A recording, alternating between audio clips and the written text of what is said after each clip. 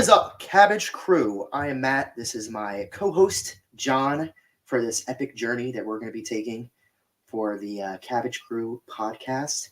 For episode 1, we're talking about why we love Avatar: The Last Airbender, why we made this podcast, and why we are, still alive today. No, John, let's go and have you start of why you love Avatar: The Last Airbender, what it means to you, and talk about yourself a little bit.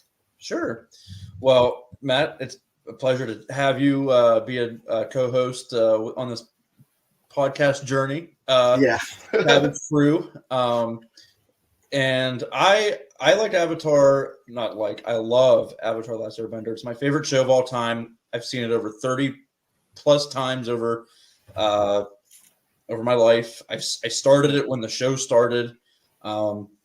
It's pretty sentimental to me because I remember where I was when I first watched it and when I saw Sozin's Comet, the last episode, or some people call it a mini movie. Like, it's like one of those things, like, you know where you were when you watch this stuff. Yep. And it's just the concept of, like, it's a children's show that developed into more of a adult themed show with that adults can join in and partake and have adult themed lessons learned.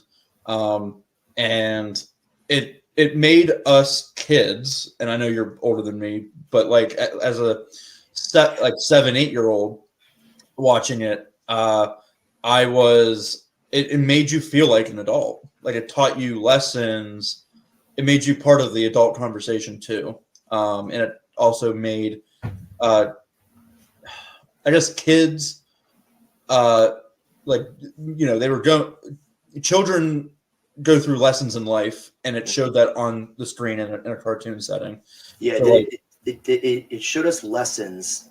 I like that. It showed us lessons as kids that adults go through, but and Pixar does this very well too. And it showed it in a very good way to explain to a child. Either if it had to do with the chakras or losing a loved one or abuse, physical and like just a mental abuse from a father-son relationship, or just either a relationship. It does a really good job at relationships, and not just world building and everything like that, which is all the fun stuff, but relationships between one or two people.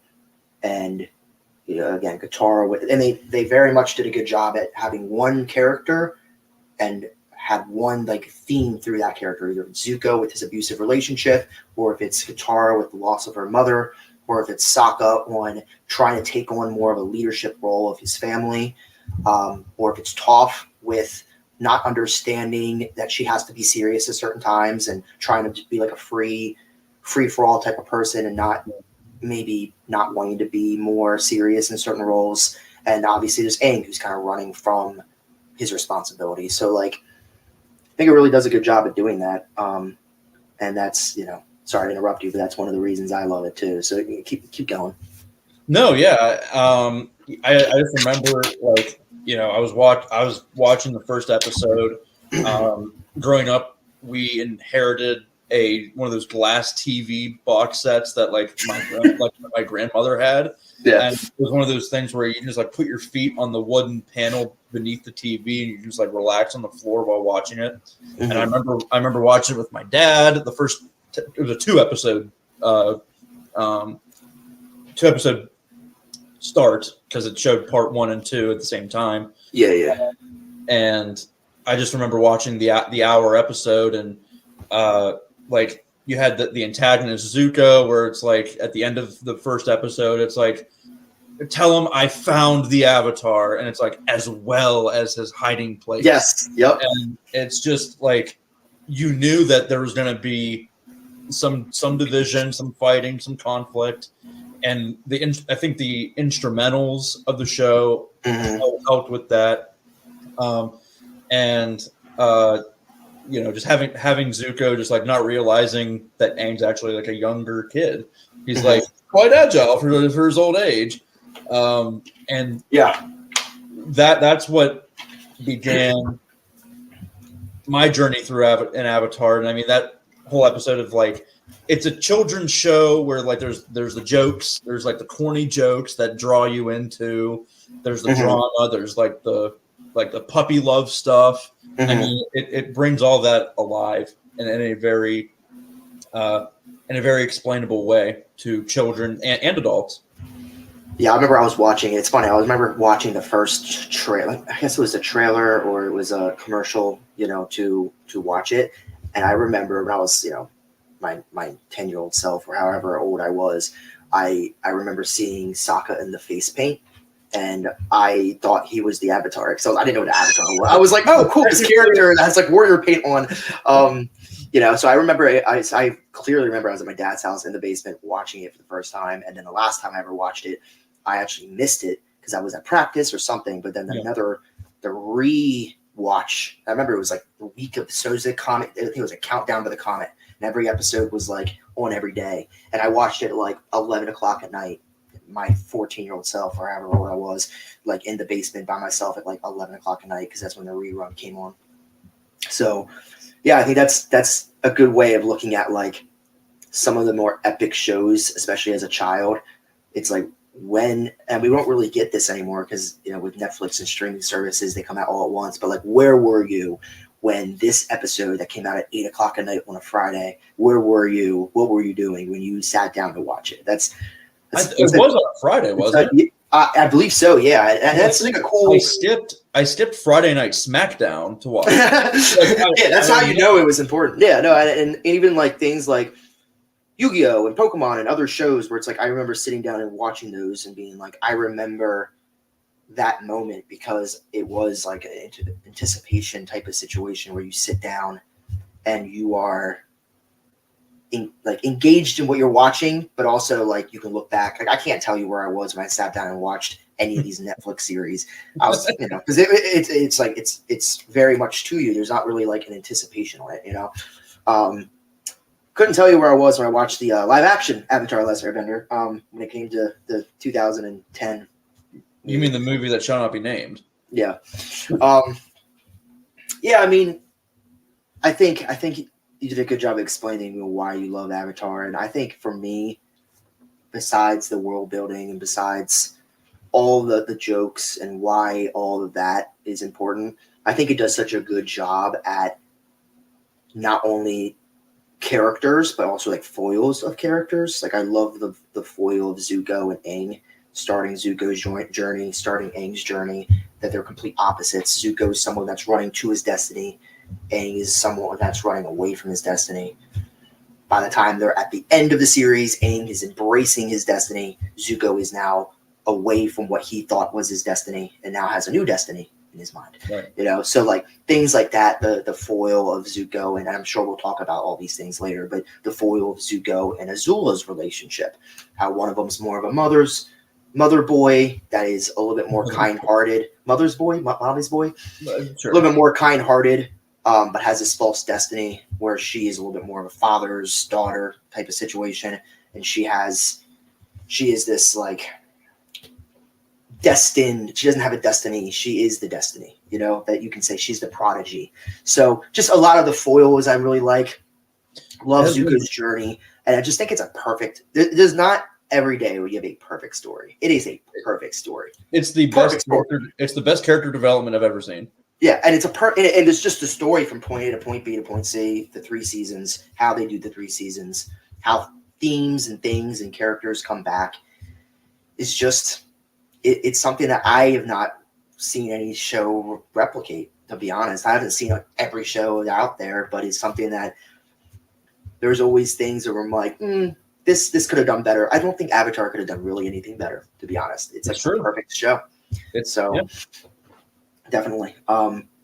So yeah, I mean, I think we talked about before. And that's why we're doing this podcast. Is at the end of the day, it's like it's something that we both are obsessed about. You said you watched it 30 times. I watched a lot of reactions. Over 30 times. I mean, I lost count. I mean, I'm currently on season 3.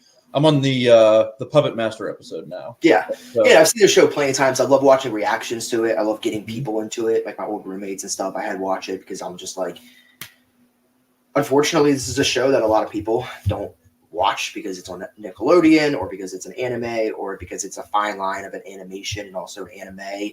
So Right. that even like a lot of there's always that debate of like, is it an anime or is it just an animated show?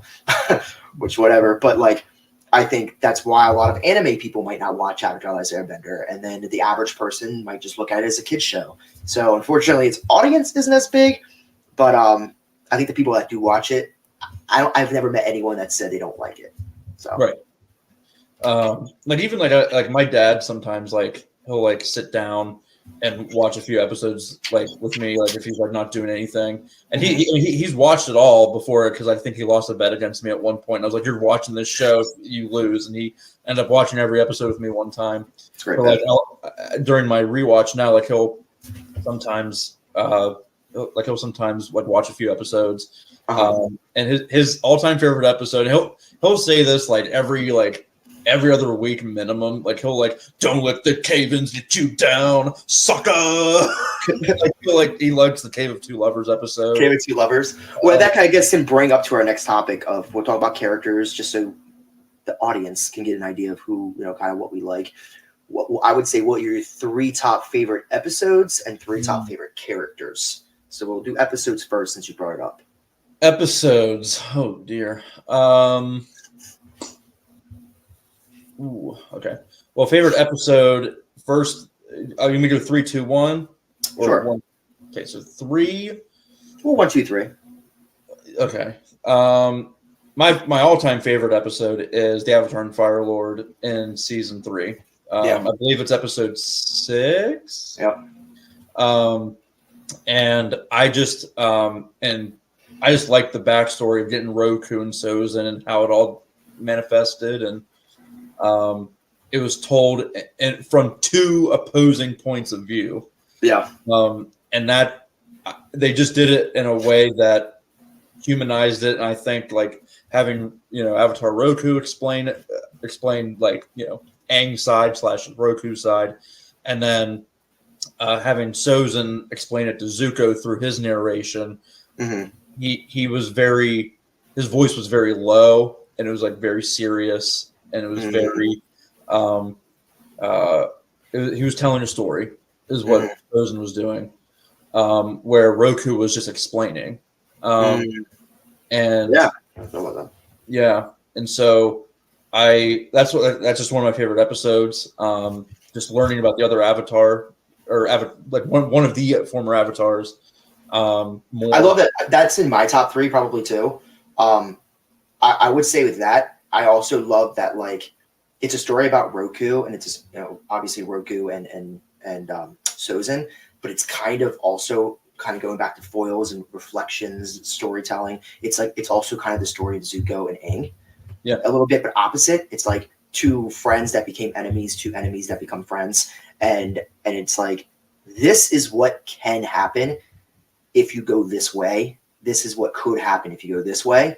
And even at the end when Aang's like, what did you get out of that story? Aang says it's a story about friendships, but it's also a story about giving people second chances, and that anyone can be good, anyone can be bad. And he's talking about Roku, and he's talking about Sozin, but really it's directly talking about Zuko.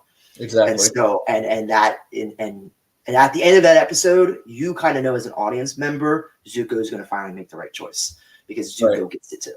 So it took me multiple times, I think, watching it to like get that, because like I did just take it verbatim as like in general, the Fire Nation needs to be worth giving a chance. It's just about second chances and friendships. I just took that as verbatim, not like I didn't like find any hidden meaning. There's layers. That's why I love Avatar, because there's so many layers and so many things. That's why I think it's like the perfect story, because every episode has layers. Even kind of going off topic, but when Katara burns Aang, and then it's like you could look at that as a throwaway episode, but then it comes 360 all the way around, 180, whatever, all the way around where he does not want to learn firebending, and then his master, why he trusts Zuko, is because Zuko mentions, sorry, I hurt you. I need to be better with firebending, controlling myself, and Aang connects with him because of that. So like things like that, and that episode 3 or episode 6 of season 3 is like the perfect like 360, 180, whatever of like that storytelling, So I love that. I would probably put that at my 3 as well. Okay. So all right. So what's your number 2? Well, I was just gonna say like just another reason, and you were just like, I'm just reverting back to what you were just saying. Another reason why I also like Avatar is everything is related. Like you need to pay attention to the show because like they'll talk season 3. It's a season 3. They'll talk about something from season 1. They'll talk about something from season 2 that you have to pay attention to. I mean, obviously, there's the previously on Avatar, so like you get like what maybe some of it's there before you watch the later episode, but you really have to pay attention to the show in order to like get it full grasp and all that. So the best series are like that, where it's like there are things that you might not think are important, or there are things that you think are throwaway that actually are important. Right. And it's like you can't watch any 10 minutes of this series without really paying attention. Unless it's, the Great Divide episode. But besides that, and that's why it's crazy, because that's even like a funny thing that people mention is the Great Divide, because it is the only episode that literally you can go 10 minutes without not caring, and it doesn't matter because it's very much a filler episode. But every episode of Avatar: Last Airbender that's not that episode is important, and it matters. Yeah. So number 2. Number 2. I will have to say, So I'll say I think number 2 is. So for me, number 2 is kind of a cop out for my number 1, but number 2 for me is Lake Laogai. That's a good one. Because you have 2 storylines that you care a lot about. One being obviously finding Appa, right? Mm-hmm. That's a storyline that they started about 6 episodes prior, and it was very much, especially in season 2, the emotional part of the show. And it really brought Aang, it gave Aang a lot of character development, because Aang up until then was more the fun, I have this weight of the world on my shoulders type of situation, but he was very much when you thought of Aang, you thought of fun, fun. Like he was always happy, he was always fun, he was always trying to ride different animals and stuff like that. And after losing Appa, he very much changed. And I think just seeing, there's a lot of pet owners. Like I can only imagine losing my dog for That's what it's humanizing the experience. It humanizes it. It humanizes Appa. It made Appa into less of a. Appa's a fun little thing that they ride into like a character. Like they made Appa into a character. Mm-hmm. And it's very rare you have a show that makes an animal a legit character. Oh yeah. And so you have that emotional impact, that emotional satisfaction of them finding Appa, but then also how they find Appa into the second story of Zuko. Again, having that whole like destiny, and I'm sure we'll talk about this way more, but just the idea of his father kind of controlling his destiny, and his father telling him who he needs to be and the type of person he needs to be, and Iroh kind of waking up Zuko for a minute there, and us kind of relating to Zuko in the sense of like he is the audience being like Zuko is taking the steps of doing the right thing, even if it's just something as simple as releasing an animal and not putting the animal in a dungeon. But it very much humanizes Zuko in that sense. So right. Well, would be probably the storm. You're a big backstory guy. I love flashbacks. Big world building guy. This show, yeah. Because you gotta explain to the audience, and it was never really explained, and they did it in a marvelous way in every flashback. So, second favorite, the storm. You get Zuko's backstory, you get Aang's backstory. They're again connected. The foils, yep. Yep, and Aang, essentially saying. He was just afraid of the responsibility, and like things were changing. Like his friends weren't being his friends anymore, and they weren't. You have such an advantage that you're the Avatar. We can't have you play these games.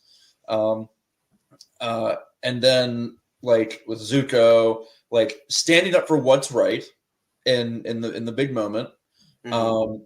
But it didn't follow tradition and respect, as one might say. Yeah.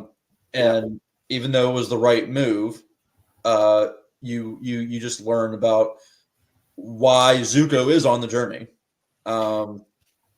Yeah, I think again, going back to kind of foils, like Zuko took on the responsibility, and Zuko's story starts with him doing something selfless and essentially being not punished for it. Right? He did something selfish, stood up for himself in a meeting that he should have never been part of, and did something selfless, and then got punished for it. Where Aang did something selfish, which was ran from responsibility of war, and you could say got rewarded for it, which Right. is, I mean, he wasn't part of the genocide, so he lived. I mean, I hate to say it like that, but like he lived. Like he ran away from a war, and he was the only one that lived. So Zuko, the villain, did something selfless, got punished for it. The hero did something unselfish,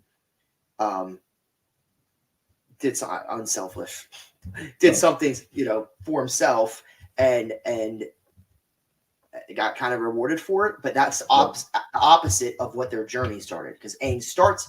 That was pre episode 1, and then episode 1 is like, no, Aang's trying to do the right thing. Zuko is now 3 years later, where he is now scarred emotionally and physically. So and then the journey is about getting back to where they were. So yeah, I love the Storm too. It's just that storytelling's done really well, and both of their characters. It's the first time we see Zuko more as just the less of two evils. Yeah, in season I 1. mean, it's just an emotional scene, seeing what happened, and like just Zuko pleading for his life, like don't do this. And it, as a kid, just watching it, it's just so like, whether you've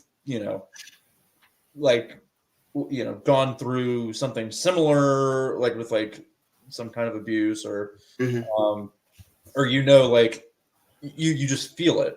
And not even abuse. I mean, like, obviously the physical abuse, and even the verbal abuse that Zuko takes throughout the pre-Avatar Last Airbender and the Storm episode, but also just like, I think the average person can understand, either if it's, and both of these characters, by the way, go through this.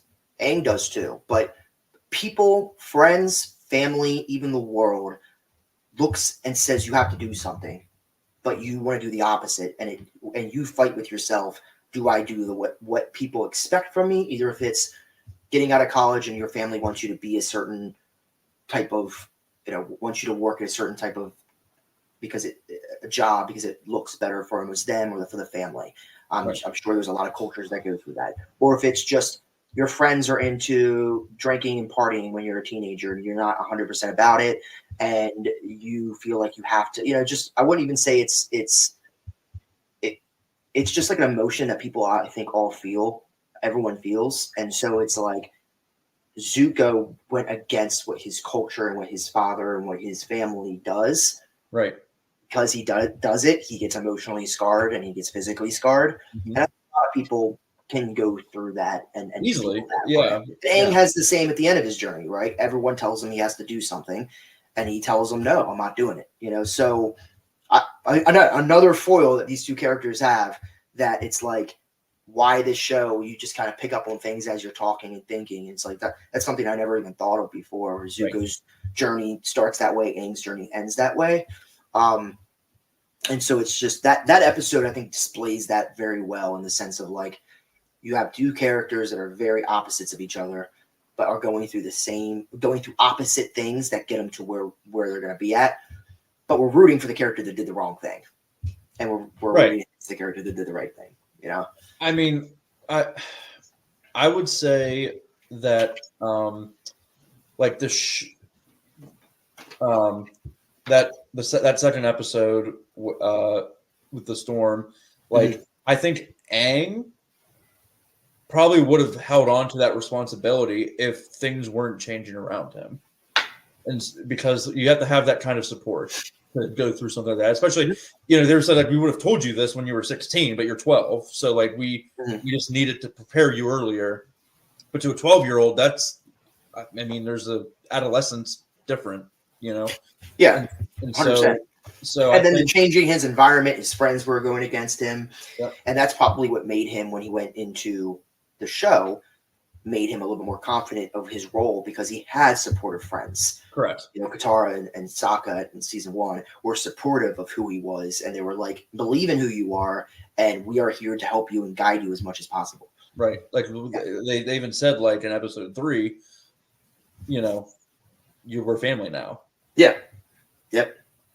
After only 2 episodes of getting to know each other. They probably only knew each other for like 3 days. But they knew the journey that they were about to go on. You know, right. They took on Katara and Sokka, even at a young age and even at a young point in the series, they were very much, and maybe it's because they had a small tribe that they took care of, but they were very much accepting their roles and accepting their responsibility at aiding Aang. They knew that they were going to have to aid Aang on this journey, either if it was just taking him to the Northern Temple, or if it was to eventually Northern Water Tribe. Sorry, Northern Water Tribe. Either it's taking him to the Northern Water Tribe, or if it was to eventually go against Ozai. So, yeah, that's great. I mean, I would say the next episode is definitely an episode that is on my top 5, top 7.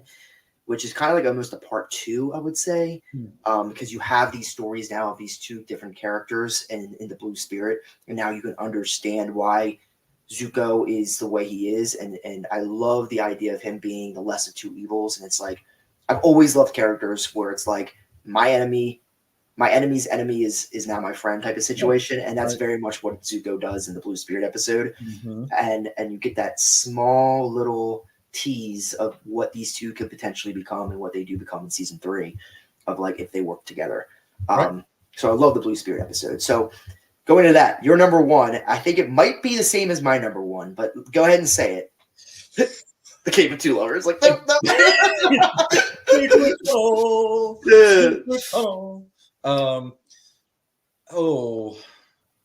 Do you know? I actually think. Well, this is our number 3. This is our 3rd favorite. Oh, so I was going the opposite. Yeah, I was doing 3, 2, 1. Oh, okay. Yeah, I mean, I was doing 1, 2, 3. Yeah, I was doing 3, 2, 1. Yeah, so I mean, our 2s are the same, but so my 3rd favorite is your first favorite essentially. Yes, which is Avatar and the Fire Lord. Yeah. So what's your favorite episode of Avatar: Last Airbender? Well, or 3rd favorite. I'm sorry. What's your 3rd? My favorite? 3rd. Yeah. So my 3rd is. This is our first time doing this. This is our first time.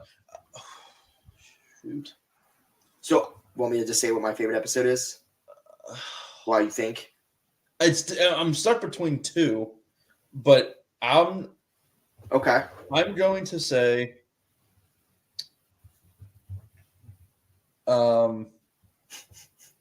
It's just hard. Probably the Southern Air Temple episode. Really? Yeah. Really? Just because of the emotion behind it and the genocide and all that stuff? Especially like seeing it for the first time. It just left a bigger impact of like, oh, this show's actually displaying important things and deep concepts to kids. Episode 3. Yeah, episode 3, we're going to talk about genocide and what happens when a child is abused. And no, I get that. I mean, so my number 1, and I said it was kind of like a cheap thing. It's the finale. If I had to choose one, it is going to be the Masters. That's my favorite of the 4. Yeah. So what is it? The Grand Master? What's it called again? The Old Masters. The Old Masters. Mm-hmm. Just the reuniting of Zuko and Iroh. Yeah. And also just Aang talking to his past lives. And I kind of went to this a little bit before, but I love. They actually talk about. I kind of take it off of Captain America: Civil War. I love the idea of your friends, your family, your past lives. The world is telling you have to do something a certain way, and you say no. I'm doing it a different way. I'm doing it my way, and it's still going to work. I love that. And I love that about that. Aang's not even a top like favorite character of mine, but I love that. He's mostly not in many people either. Yeah, like, but I love that. That's my favorite part of Aang's journey, and it makes the whole series come together great. Where it's like, I have a culture that I'm sticking to that is a dead culture because of the genocide war, and that culture tells me not to do it the way you guys want to do it, and I'm sticking to that. And I love that. And I obviously that's Are you saying Avatar Yang Chen just said "F you" to the air nomad roles? And yeah, I was better. Well, she does. She's like, look, you have to service the world. You're the Avatar. You're not just an airbender. But I love how Aang is able to come together and say, you know what, I'm doing it my own way, and finds a different way.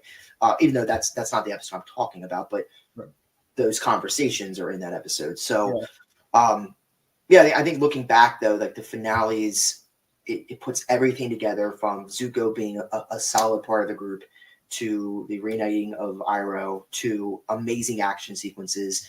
The last Agni Kai is just amazing. Both those fights are just amazing. The music's amazing. I mean, everything about it. You're just watching it. You're just smiling the whole time. Like everything about it is just thinking about it just makes me like pumped. Yeah. And yeah, I mean, I think that the story ends perfectly. Everyone has their role of the final 2 episodes. Everyone has their own role. Everyone understands their role, and everyone's important in their role. I don't think it ends perfectly. I'll disagree with you there, though. Really? Why is that? I will stand by it. I'm putting my foot down. Go ahead. As I was watching, I remember where I was when I was watching it. I was watching with my buddy. Shout out to my friend Jerry. Jerry. I was at his house watching the finale. We were both fans, and I remember it was great. 4 episodes. We're like, yes, it's gonna end phenomenally, and it's like, yes, it's getting there. And then, where is my mother? What are you talking about? You didn't answer the question. You ended the show.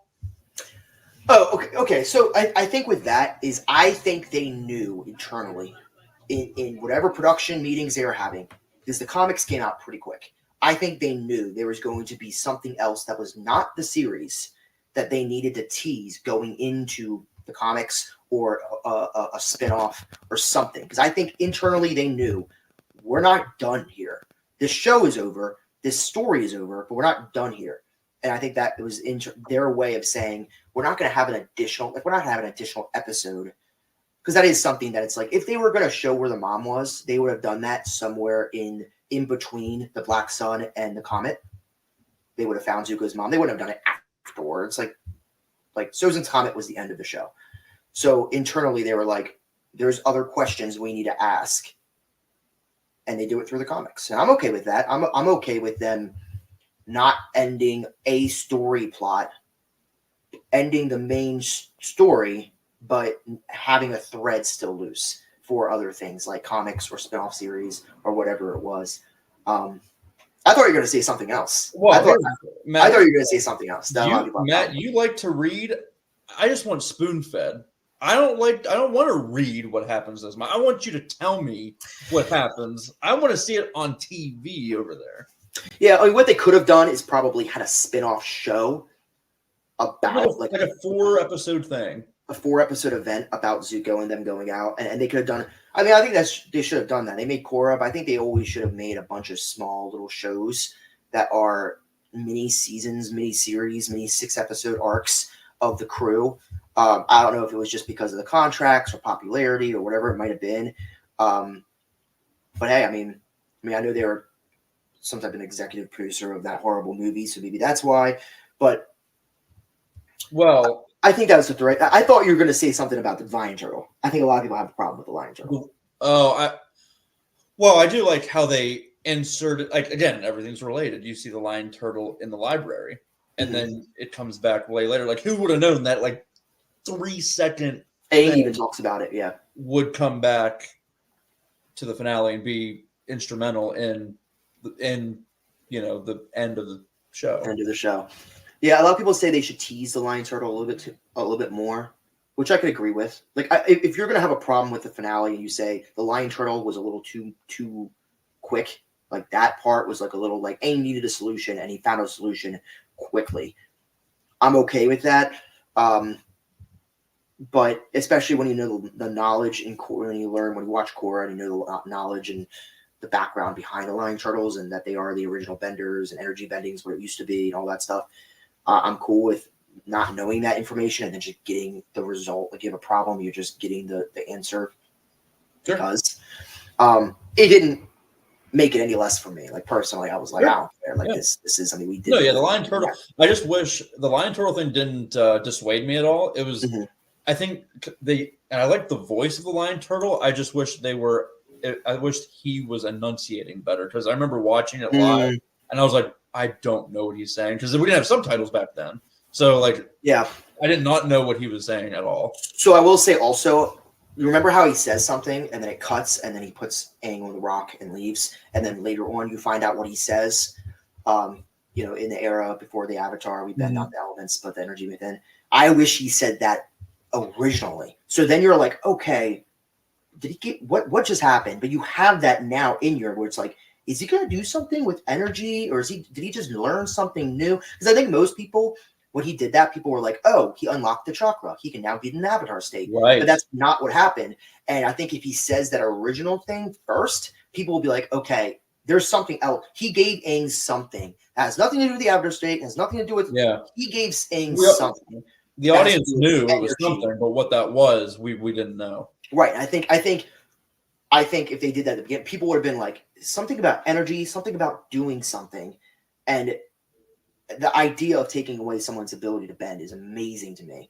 But I wish the one thing I wish they did was give us a little bit more earlier instead of giving it to us right when Aang is in the middle of doing it. Like it was a new concept to everybody. So right. I mean, it's kind of hard to have that introduced in a show like this because there was a beginning, middle, and end. Yeah.